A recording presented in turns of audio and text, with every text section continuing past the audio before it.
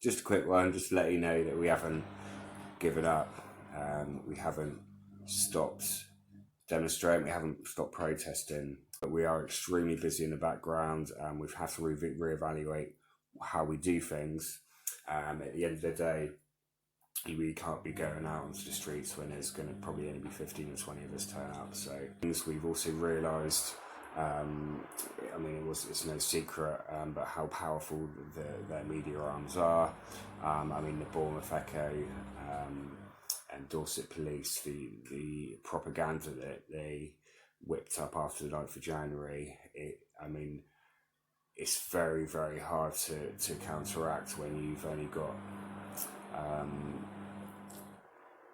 X amount of you, and we haven't got the millions of pounds to put into advertising campaigns, stickers on the floor, news reels 3 times a day. It's just impossible to compete with. So we've had to look at these things and look at the fact that if we went out on the streets, there's probably only going to be 20 of us turn up, and we can't. We've got to look at it with the eye of, are these things, if we're going to get arrested as well, are these things worth it? I mean, I'm not particularly scared of getting arrested like a few others, but at the same time, do we have to make it worthwhile when we get arrested? So, and would just marching with 20 of us wherever we march, would it be a worthwhile exercise? Would it get enough?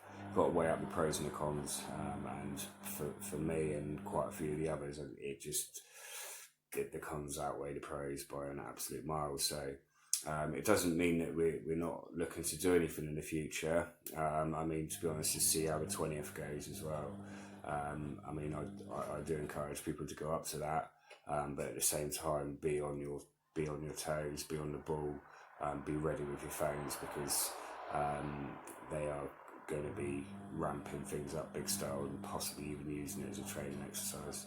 I've said enough about that anyway, and it pisses people off. So we do have to do stuff in the background. At the same time, we can't publicise this on the group. We have to be secretive to an extent about it. The police monitor our pages, monitor our phones. It's just the way it is now. We have to do it until we've fought back a bit and counteracted some of the stuff that they've done.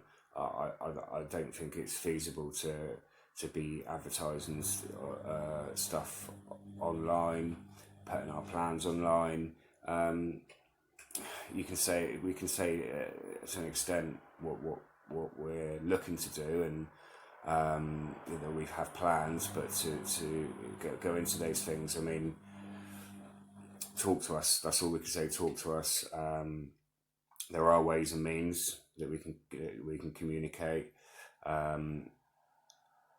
Just get in touch, and there are ways you can help fight this without going onto the streets and making yourself public enemy or putting yourself at risk of arrest.